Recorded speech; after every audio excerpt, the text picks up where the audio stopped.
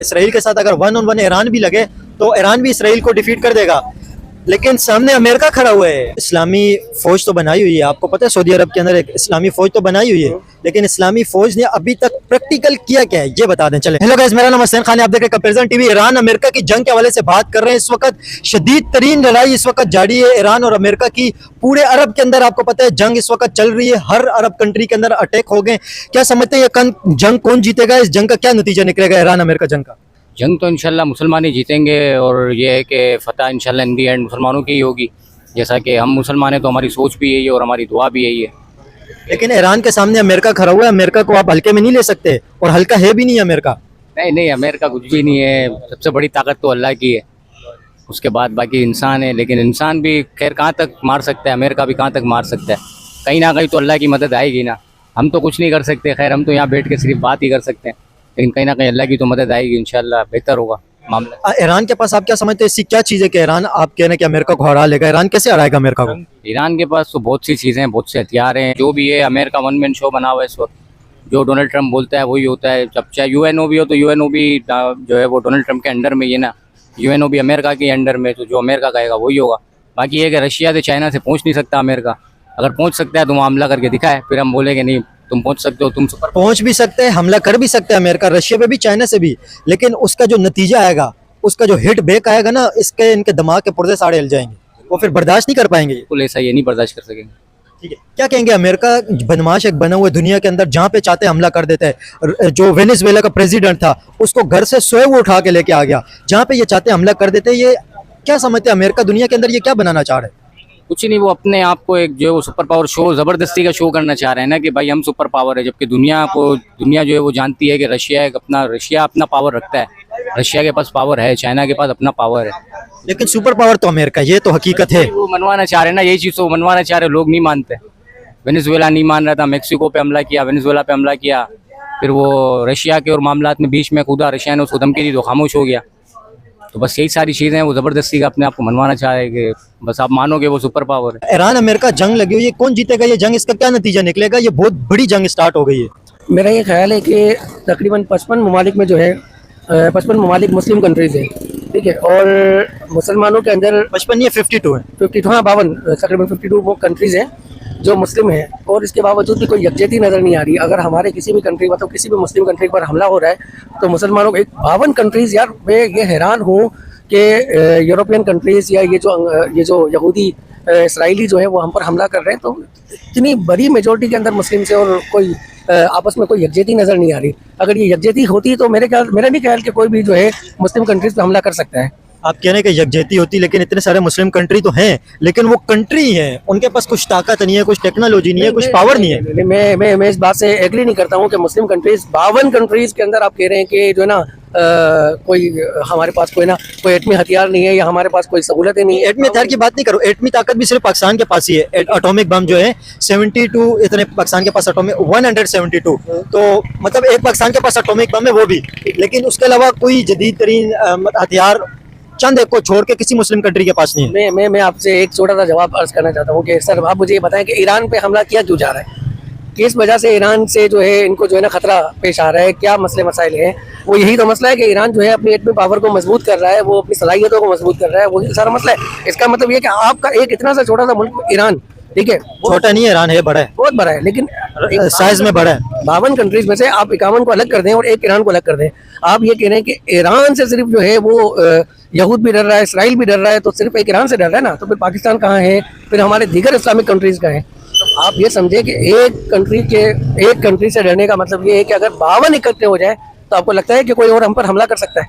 52 कंट्रियों ने इस्लामी फौज तो बनाई हुई है, आपको पता है सऊदी अरब के अंदर एक इस्लामी फौज तो बनाई हुई है, लेकिन इस्लामी फौज ने अभी तक प्रैक्टिकल किया क्या है ये बता दें। चले मैं ये कहना चाहूँगा कि बातों के अलावा क्या किए? सर बातों के अलावा मैं कहता हूँ बातें सुनता कौन है? हमारी बातें भी कोई नहीं सुनता है ना। यही सारा मसला ये है ना कि हमारे पास आप टर्की को देख लें या पाकिस्तान को देख लें या दीगर जितने भी इस्लामिक कंट्रीज हैं, मेरा नहीं ख्याल कि फ़लस्तीन पर इतना हमला होता रहा, लोग दुनिया भर में लोग उसके खिलाफ जो है धरने देते रहे, जलसे करते रहे, लेकिन अमेरिका की यूनिवर्सिटियों के अंदर कितना एहतजाज हुआ? क्यों कोई सुनवाई नहीं हुई? क्यों बैनुल अक़वामी अदालत ने कुछ नहीं सुना? वहाँ के बच्चों को नहीं देखा, वहाँ की प्यास भूख को नहीं देखा? तो 52 कंट्रीज की कोई सुनने वाला नहीं है, या तो फिर ये कि वो 52 कंट्रीज वो इंटरेस्ट लेना नहीं चाह रहे।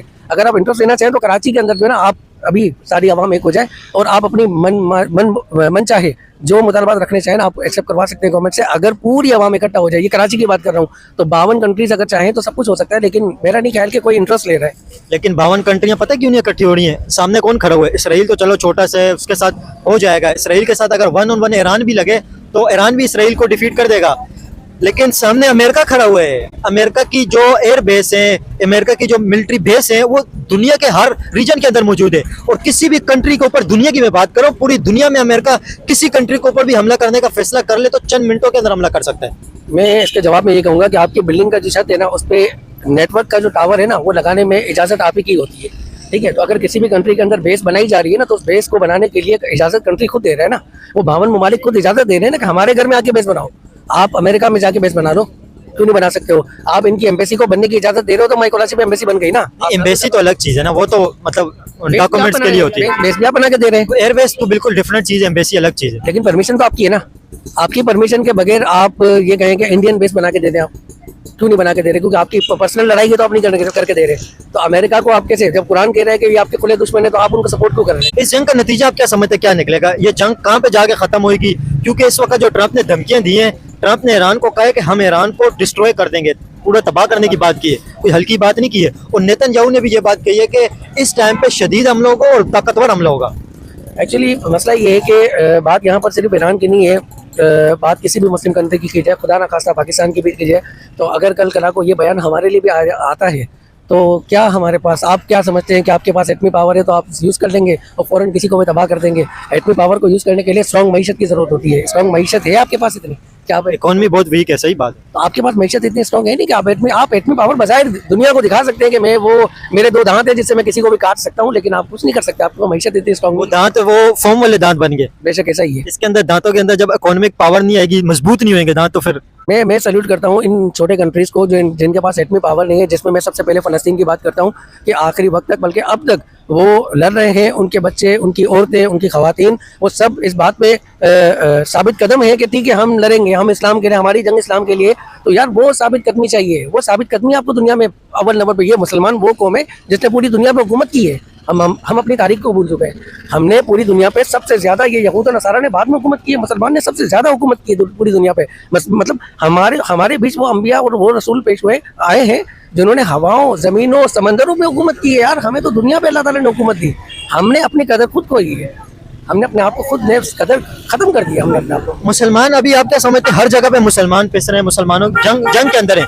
अभी पाकिस्तान अफगानिस्तान की अभी भी जंग स्टार्ट है, ईरान अमेरिका इसराइल की जंग स्टार्ट हो गई है। और अमेरिका ईरान इसराइल की जंग नहीं है, ये दुबई के अंदर अटैक हुए, बहरीन, कतर, ओमान, हर अरब कंट्री के अंदर आपको पता है एयरबेस के ऊपर अटैक हुए, हर जगह पे मिसाइल अटैक हो रहे हैं। इसके साथ उर्दन, जिसे जॉर्डन कहा जाता है, वहाँ पे भी एयरबेस के ऊपर बड़े हमले हुए हैं, और ये ईरान ने किए हैं।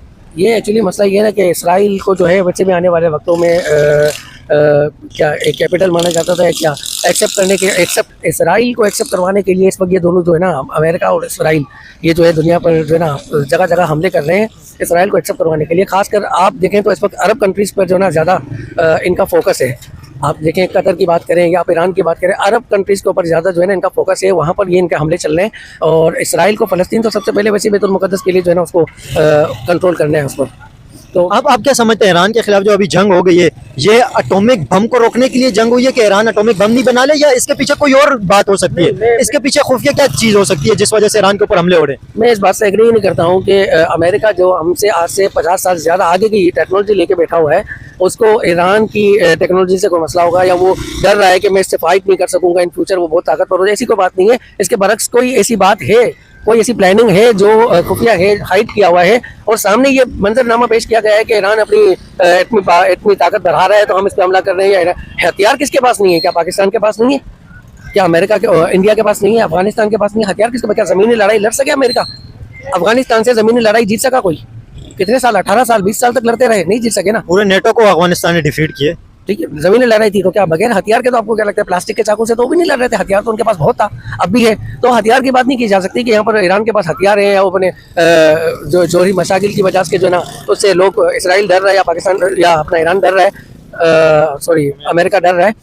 ये वो बात नहीं है, लेकिन कुछ ना कुछ हाइड है इसके पीछे, कोई और वजह है। ठीक है, लेकिन आपको पता है रीजन क्या बताया जाता है कि इसराइल इतना से ईरान ने अगर एटॉमिक बम बना लिया तो इतने से इसराइल के ऊपर एक एटम बम भी चला गया तो पूरा इसराइल तबाह हो जाएगा, नहीं। इसराइल का नक्शा ही खत्म हो जाएगा। ऐसा ऐसा ऐसा सोचना बेकार है। उसकी वजह ये है, नहीं, ये हकीकत है ना, ये एक एटम बम भी इसराइल के लिए तो बहुत काफी है, बल्कि इसराइल के लिए नहीं है, एक एटम बम इसराइल के ऊपर आ गया तो इर्द गिर्द की कंट्रियों के ऊपर भी असर पड़ेगा। बस ये जो आपने बाद में जवाब दिया ना, वो रियलिटी है कि भाई मसला ये इसराइल और जो है फलस्तीन, इनके बॉर्डर्स बिल्कुल अपने आप में इतने मर्ज हैं कि अगर इसराइल पर एटमी ताकत का हमला किया जाए ना तो ऑटोमेटिकली फलस्तीन तो खत्म हो जाएगा, उसके आसपास के बाकी जगह बाकी शहर भी कंट्री खत्म हो जाएंगे। इसलिए ये तो नहीं कह सकते कि इसराइल पर एटमी पावर से हमला किया जाए, लेकिन ये कि इसराइल को एटमी पावर से हट के भी रॉकेट से या बाकी दूसरी हथियारों से, मेरा नहीं ख्याल कि यार अगर उसके साथ जंग की जाए तो 24 घंटे वो टिक सकता है।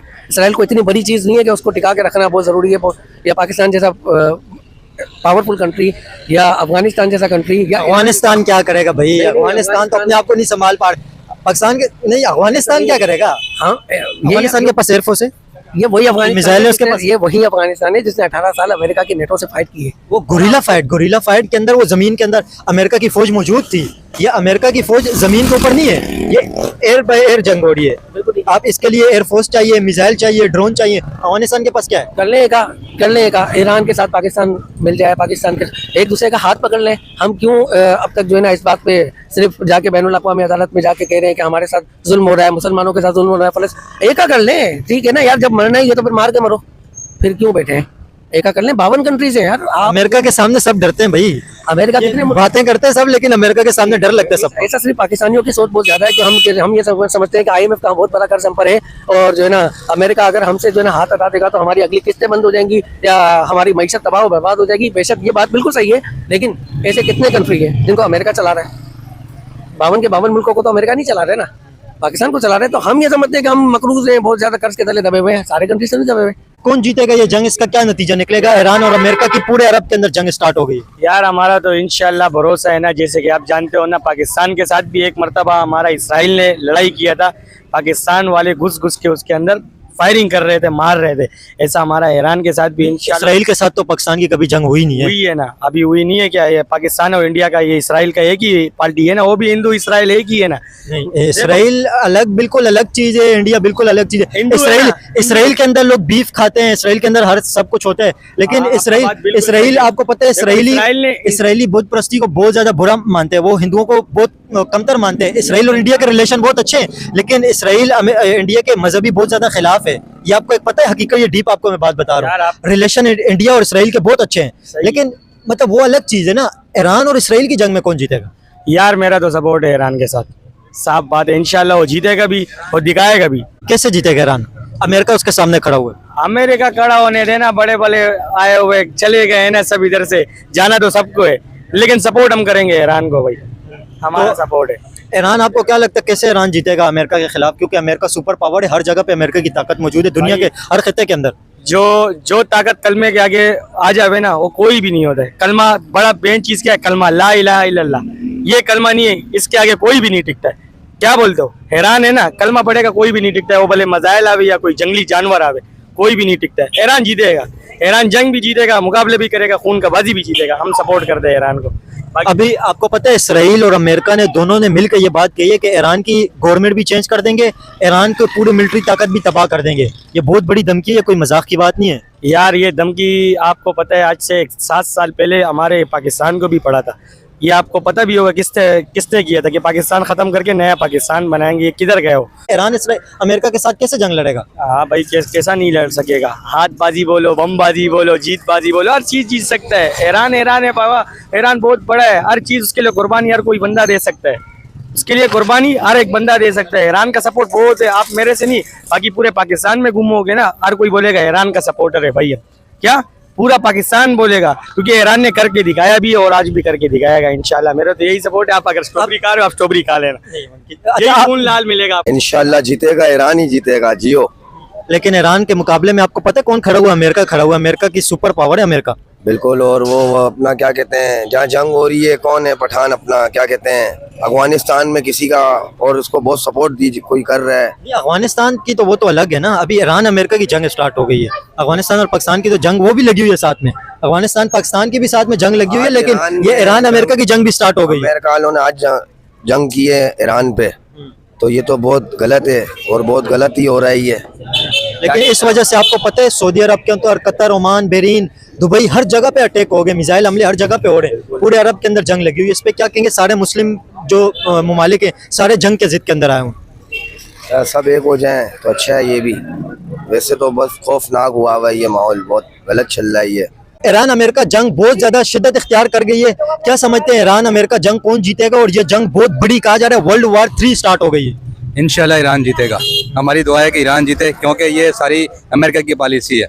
तो अमेरिका की जहाँ जहाँ अड्डे उन पे ईरान ने आज हमले किए, मैंने अभी वीडियो एक देखी है कि ईरान ने उसमें हमले किए हैं। तो ये अच्छा किया उसने कि पूरी दुनिया में अगर वो अमेरिका के अड्डों पे हमला कर रहा है, किसी आवाम पे नहीं कर रहा, सिर्फ जहाँ अमेरिका के अड्डे हैं उन पे हमला करे। और हमारी दुआ है कि अमेरिका इसमें जीते।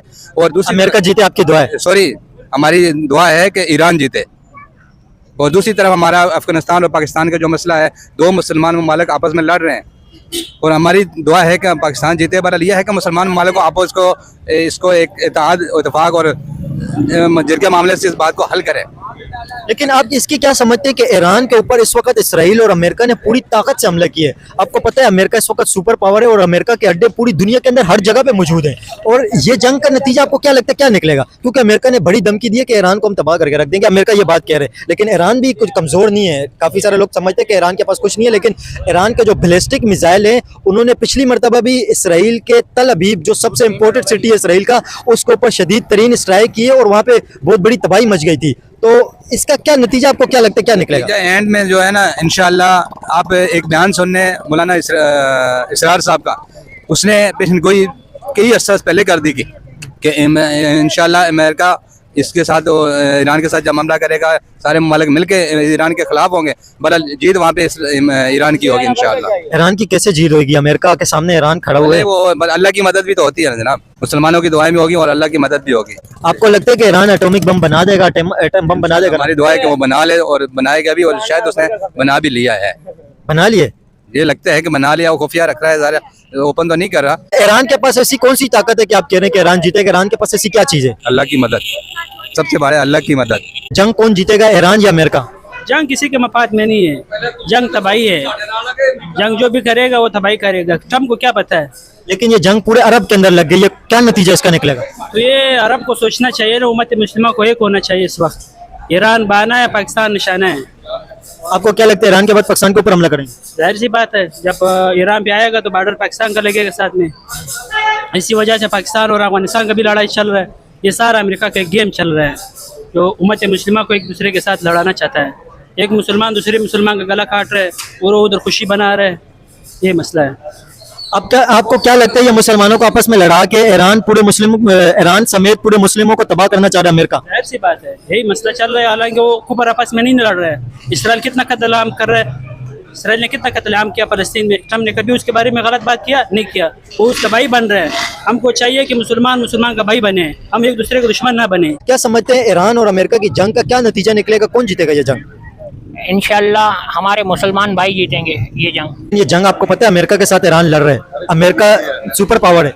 ईरान के पास जो है ना हैदर का नारा है, इंशाल्लाह ईरान की फतह होगी। ये जंग का नतीजा क्या निकलेगा, ये जो जंग चल रही है? क्योंकि अमेरिका कह रहा है कि पूरी अमेरिका जो ईरान की एटॉमिक पावर है वो भी तबाह कर देगी, ईरान की पूरी नेवी भी तबाह कर देगी। बोल रहा है ना, तबाह तो नहीं हुई ना अभी तक। हमले तो कर रहा है अमेरिका, तो ईरान भी तो कर रहा है। इंशाल्लाह अल्लाह खैर करेगा। अमेरिका वैसे है तो पावरफुल तो है ना।